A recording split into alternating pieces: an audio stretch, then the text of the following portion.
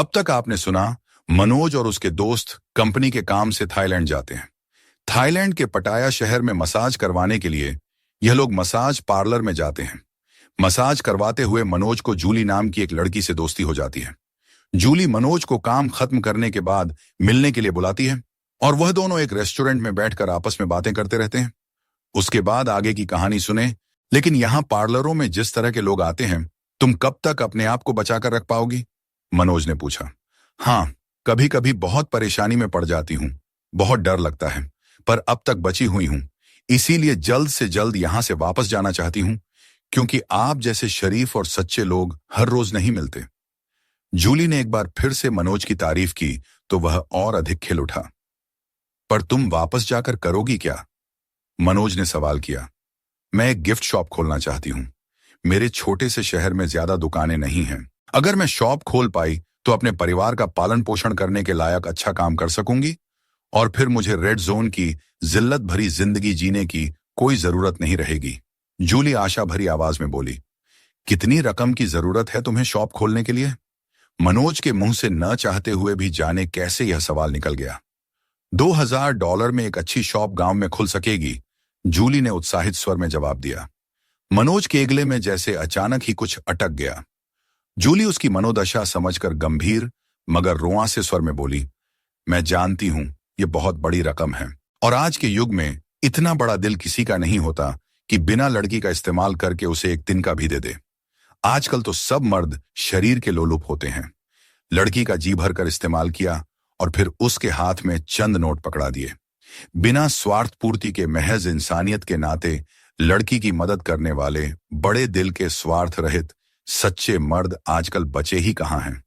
जूली ने एक तीखी चुभती हुई नजर से मनोज को देखा। जूली के आक्षेप से मनोज के अंदर का मर्द तिलमिला गया। उसी क्षण उसके अहम ने सिर उठाया। क्या तुम सच्चे और शरीफ मर्द नहीं हो? नहीं नहीं जूली, मर्दों के बारे में तुम्हारी यह धारणा सही नहीं है। सारे मर्द ऐसे शरीर लोलुप नहीं होते। मनोज ने हड़बड़ाकर उत्तर दिया। अरे जाने दीजिए मनोज जी, मेरा तो रात दिन मर्दों से ही वास्ता पड़ता रहता है। मैं अच्छे से समझ चुकी हूं मर्दों की फितरत और नियत को। जूली कड़वे स्वर में बोली। नहीं जूली, तुम्हें मर्दों के बारे में गलत धारणा बनाकर नहीं रखनी चाहिए। सारे मर्द एक जैसे नहीं होते। मनोज गंभीर स्वर में बोला। मेरा पाला तो आज तक कामुक पुरुषों से ही पड़ा है। मसाज करवाते समय ऐसी ऐसी हरकतें करते हैं कि अपने आप से ही घृणा होने लगती है। जूली की आंखें छलछला आईं। क्षण भर को मनोज को उस अनजान विदेशी लड़की से सच्ची सहानुभूति हो आई, पर उसने जल्द ही अपने आप को संभाल लिया। कहीं सहानुभूति जताते ही यह पैसा न मांगने लगे। पर तभी मन के कोने में एक धिक्कार सी उठी कि उससे मसाज करवाने में, बातें करने में, उसके साथ रेस्टोरेंट में मिलने आने में उसे कोई ऐतराज नहीं है, पर उसकी मदद के नाम से वह कतरा रहा है। आखिर कहीं न कहीं वह एक कम उम्र खूबसूरत जवान लड़की के प्रति किसी प्रकार का तीव्र आकर्षण अपने मन में महसूस तो कर ही रहा है ना। शाम ढलने लगी थी। अब आप कहाँ जाएंगे? जूली उससे पूछ रही थी। मैं सोच रहा हूं कि आज फ्री हूं तो पत्नी और बेटों के लिए कुछ शॉपिंग कर लूं, मनोज ने कहा। यहां आसपास कोई मॉल है क्या? मॉल में तो आपको सब कुछ बहुत महंगा मिलेगा। यहां से पास में ही एक लोकल मार्केट है, वहां क्वालिटी भी अच्छी मिलेगी और कीमतें भी मॉल की अपेक्षा काफी कम है। यदि आप चाहें तो मैं आपको वहां ले जा सकती हूँ। शाम को मैं फ्री हूं, जूली ने प्रस्ताव रखा। हाँ हाँ क्यों नहीं, चलो चलते हैं। अच्छा है, मुझे एक खूबसूरत और अनुभवी गाइड मिल जाएगी। अब की बार जूली का मन हल्का करने के लिए मनोज ने उसकी तारीफ कर दी। जूली का चेहरा खिल गया। दोनों मार्केट की ओर निकल गए। मार्केट जाने वाली स्ट्रीट पर चारों ओर का वातावरण बड़ा ही उन्मुक्त था। हर ओर लड़के लड़कियां, औरत आदमी छोटे छोटे कपड़ों में एक दूसरे की कमर में हाथ डाले मस्ती में चूर दीन दुनिया से बेखबर अपने ही रंग में झूमते हुए घूम रहे थे। मनोज ने अपने जीवन में पहली बार ऐसी उन्मुक्तता देखी थी। उसका दिल ये सब रंगीनियां देखकर फड़कने लगा। जूली उसके दिल की हालत समझ गई। उसने मनोज की कमर में हाथ डाला और उसका हाथ अपने कंधे पर रख लिया और हंस पड़ी। फिर वह भी मनोज के साथ मस्त होकर घूमने लगी। जूली के स्पर्श से मनोज का रोम रोम सुलगने लगा, पर उसने अपने आप पर नियंत्रण रखा। हाँ, उस पर एक मीठी रूमानियत छाने लगी थी। एक लड़की के साथ इस तरह से घूमने का उसका पहला अनुभव था। जूली ने सही कहा था। यहाँ पर सुंदर विदेशी वस्तुओं की भरमार थी और काफी सस्ती भी थी। मनोज ने पत्नी और बच्चों के लिए ढेर सारी शॉपिंग कर ली। जूली की आंखों में भी कुछ वस्तुओं को देखकर चमक उभर आई थी, जिसे मनोज ने भांप लिया। उसने जूली को भी वे चीजें खरीद दी जिन्हें जूली ने बड़े उत्साह और खुशी से स्वीकार कर लिया। उस रात मनोज ने एक रेस्टोरेंट में जूली के साथ कैंडल लाइट डिनर किया। देर रात वह अपने होटल में वापस आया, तब तक सब सो चुके थे। उसने राहत की सांस ली, वरना भावेश और सुरेश व्यर्थ ही प्रश्नों की झड़ी लगा देते। पलंग पर लेटकर भी मनोज की आंखों में नींद नहीं थी। बचपन से ही वह बॉयज स्कूल और कॉलेज में पढ़ा था, इसलिए कभी लड़कियों से उसका संपर्क और दोस्ती नहीं रही। पढ़ाई के बाद नौकरी और फिर घर की जिम्मेदारियों के चलते माता पिता की मर्जी की लड़की से शादी, यही घिसी-पिटी कहानी रही उसके जीवन की। विवाह के बाद की जिंदगी भी बहुत ही आम और साधारण रही उसकी। कोई नयापन नहीं, कोई रोमांच नहीं। बच्चों और सास ससुर व घर की देखभाल में लीन एक आदर्श भारतीय नारी। उसकी पत्नी, मां और बहू के रूप में आदर्श भारतीय नारी थी, लेकिन वह मनोज के स्वभाव के अनुकूल नहीं थी। मनोज मस्तमौला, खिलंदड़ स्वभाव का था। वह चाहता था कि मीरा भी उसके साथ दोस्तों की महफिलों में जाए, हंसी मस्ती करे, पार्टियां मनाए, कैंडल लाइट डिनर करे, परंतु मीरा को यह सब पसंद नहीं था। उसके पीछे हर समय घर या बच्चों का कोई न कोई काम लगा ही रहता था और मनोज मन मसोस कर रह जाता। मनोज के दोस्त लड़कियों के साथ अपनी दोस्ती और मौज मस्ती के किस्से सुनाते तो मनोज का दिल भी बल्लियों उछलने लगता था। पर क्या करे, उसके तो ऑफिस के उस विभाग में जहां वह काम करता था एक भी लड़की नहीं थी। मगर अब जूली से मिलने के बाद मनोज के मन की रंगीनियां जागने लगी थीं। आज का कैंडल लाइट डिनर उसके दिल को छू गया था। पैसे को हमेशा किफायत और संभाल कर खर्च करने वाला मनोज अब दिल खोलकर पैसा खर्च कर रहा था, ताकि दिल की वर्षों से अधूरी पड़ी तमन्नाएं पूरी हो जाएं। सुबह मनोज की आंख जल्दी खुल गई। वह देर तक जूली के बारे में सोचता हुआ पलंग पर पड़ा रहा। 8 बजे भावेश और सुरेश फिर से आ धमके मसाज के लिए। आज मनोज सहर्ष तैयार हो गया। तीनों फिर पहुंचे पार्लर। जूली व्यग्रता से मनोज की राह देख रही थी। वह लपक कर उसके पास आई और हाथ पकड़कर उसे केबिन में ले गई। आज मसाज के समय मनोज के मन में इच्छाओं के सर्प फन उठा रहे थे। नसों का लहू बार बार आवेश से तेज हो रहा था। पर जूली मसाज करते हुए पूरे समय मनोज के सचरित्र और सभ्यता संस्कारों के गुण गाती रही, इसलिए वह कुछ बोल नहीं पाया। अपने मन को जबरदस्ती काबू में करके रखा। आज उन लोगों को शहर से बाहर समुद्र के किनारे पैरासीलिंग के लिए जाना था। ब्रेकफास्ट करके वे लोग निकल जाएंगे और देर शाम को वापस आएंगे। सुनते ही जूली का चेहरा उतर गया तो मनोज ने उसे आश्वासन दिया कि वह डिनर उसी के साथ करेगा। दिन भर के कार्यकलापों में मनोज बहुत थक चुका था। वह पलंग पर पड़े रहना चाहता था, लेकिन जूली से मिलने का लोभ संवरण नहीं कर पा रहा था। गर्मा गर्म पानी से नहाकर वह तैयार होकर नियत समय पर नियत स्थान पर पहुंच गया। जूली वहां पहले से ही प्रतीक्षारत खड़ी थी। आज उसे देखते ही भावातिरेक में जूली ने उसे गले से लगा लिया। मनोज फड़क उठा। उसकी सारी थकान दूर हो गई। देर तक वे पटाया की रंगीन चकाचौंध और मस्ती से भरी हुई सड़कों पर घूमते रहे। फिर एक रेस्टोरेंट में आकर बैठ गए। वहां का माहौल मदहोश कर देने वाला था। डांस फ्लोर पर जोड़े एक दूसरे की बाहों में खोए हुए झूम रहे थे। जूली ने मनोज से डांस का प्रस्ताव रखा। उसे तो मुंह मांगी मुराद मिल गई। वह झट से उठ बैठा। जूली के जवान और मस्ती में चूर शरीर के सान्निध्य में मनोज अपनी सुध बुध खो बैठा। वह इस नए अनुभव में पूरी तरह मदहोश हो गया। जूली का नशा उस पर पूरी तरह चढ़ चुका था। वह उसके जादू में गिरफ्तार हो गया। डिनर करते समय जूली ने आंखों में आंसू भरकर फिर अपनी व्यथा सुनाई कि माता पिता की वृद्धावस्था और दवाइयों के बढ़ते खर्च के दबाव के चलते उसकी मां ने कल फिर से उसे रेड जोन में जाने का आग्रह किया।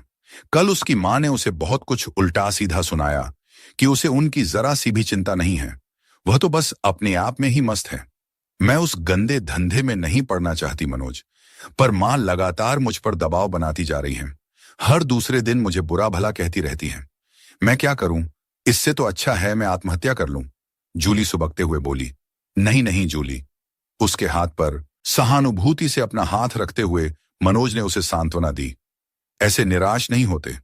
मैं जाने के पहले ऐसा इंतजाम कर जाऊंगा कि तुम्हें इस कीचड़ में न ढंसना पड़े। ओह मनोज, सच में मैंने अपने जीवन में तुम्हारे जैसा सच्चे और भले हृदय का आदमी नहीं देखा। भावनाओं के अतिरेक में जूली ने मनोज का हाथ अपने दोनों हाथों से पकड़कर चूम लिया। उस रात होटल के कमरे में सोया मनोज सुबह होने तक इसी उधेड़बुन में पड़ा रहा कि क्या करे और क्या नहीं। एक क्षण उसे एहसास होता कि वह व्यर्थ ही जूली के चक्कर में पड़ गया है। 4 दिनों के लिए आया है, घूमे फिरे और लौट जाए। बेकार ही यह जंजाल उसने अपने गले बांध लिया है। जिंदगी में दोबारा कभी उससे मुलाकात तो होगी नहीं, फिर इतना पैसा वह क्यों उस पर खर्च करने की सोच रहा है। पर दूसरे ही क्षण उसका पुरुषत्व उसे धिक्कारता कि वह एक बेबस की मदद करने से कतरा रहा है, वह भी चंद पैसों के लिए। सच तो यह था कि वह गले तक जूली के आकर्षण में डूब चुका था। उसमें पता नहीं ऐसा क्या था कि वह अपने आप को जूली से तटस्थ नहीं रख पा रहा था। आखिर में उसने यही तय किया कि वह जूली की मदद अवश्य करेगा। तब जाकर उसे नींद आई। $2000 मामूली रकम नहीं थी। दूसरे दिन भावेश, सुरेश और दोएक और दोस्तों के पास से इकट्ठा करके मनोज ने ठीक $2000 जूली को दिए। क्षण भर को जूली हतप्रभ सी खड़ी डॉलर्स को देखती रही, फिर मनोज के गले लगकर रोने लगी। उसकी आंखों में खुशी के आंसू बह रहे थे। उसका स्पर्श पाकर मनोज के दिल में तरंगें उठने लगी।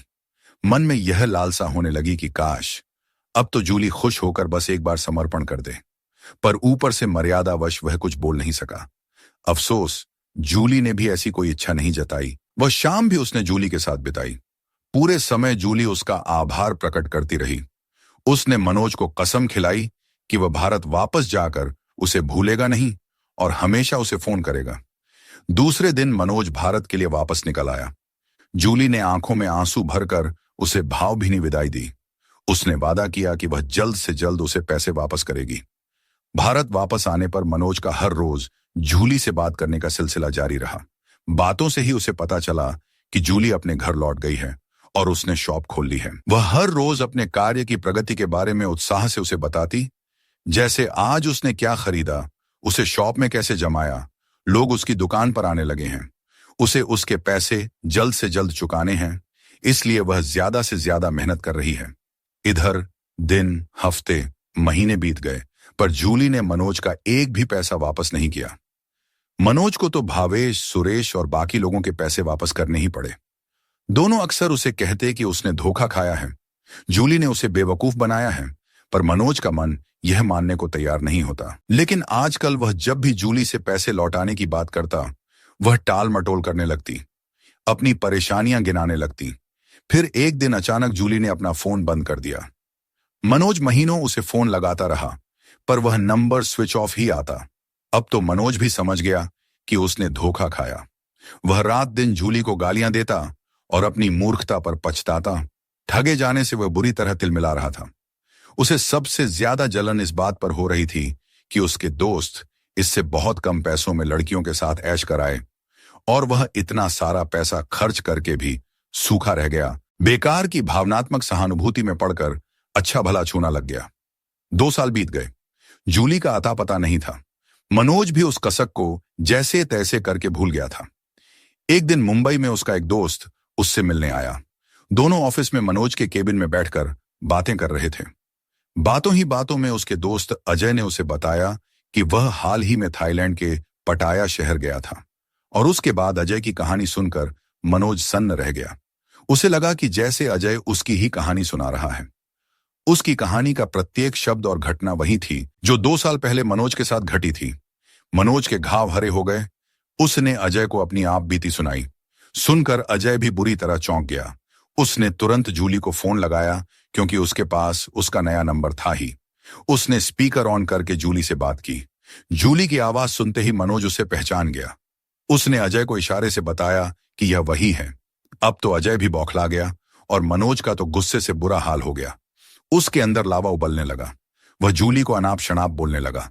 पहले तो वह अचकचा गई, फिर मनोज को पहचान गई। मनोज उसे गालियां देने लगा तो जूली को भी गुस्सा आ गया। देखिए मिस्टर मनोज, जबान संभाल कर बात करिए। आपको कोई हक नहीं बनता मुझे बुरा भला बोलने का, जूली तीखे स्वर में बोली। धोखेबाज, एक तो धोखा देती हो, ऊपर से तेवर दिखाती हो। उलटा चोर कोतवाल को डांटे, मनोज तिलमिलाकर बोला। धोखेबाज कौन है यह अपने आप से पूछो, जूली कड़वे स्वर में बोली।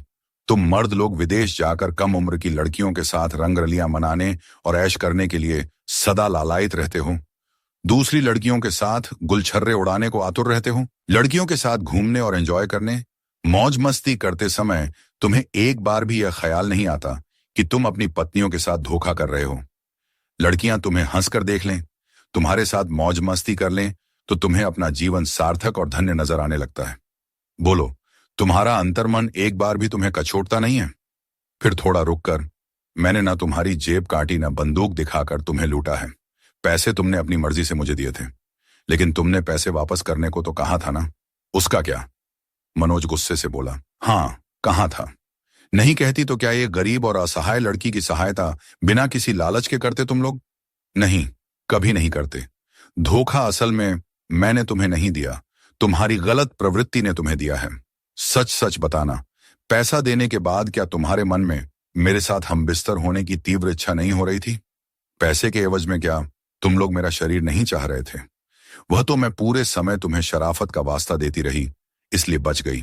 और मैं तुम्हारी मर्यादा और चरित्र की झूठी तारीफें भी इसीलिए करती रहती थी कि तुम लोग अपनी हद में रहो। जूली की बातों की सच्चाई ने मानो उन्हें नंगा कर दिया। दोनों एक दूसरे से नजरें चुराते हुए सिर नीचा करके बैठे रहे और जूली बोलती रही। सच कहूं तो पुरुषों को उनकी प्रवृत्ति ही धोखा देती है। नया रोमांच, नया अनुभव पाने की इच्छा ही उन्हें डुबोती है। तुम लोग अपनी पत्नियों के प्रति वफादार होते नहीं और हमें गालियां देते हो। क्या बुरा करती हूं जो तुम जैसे मर्दों से पैसा ऐंठ कर मैं आज तक अपनी इज्जत बचाती आई हूं। आज के बाद मुझे कभी फोन मत करना, क्योंकि यह नंबर मैं आज ही बंद कर दूंगी। अच्छा हुआ जो अजय को भी सच पता चल गया। Good bye. और जूली ने फोन काट दिया।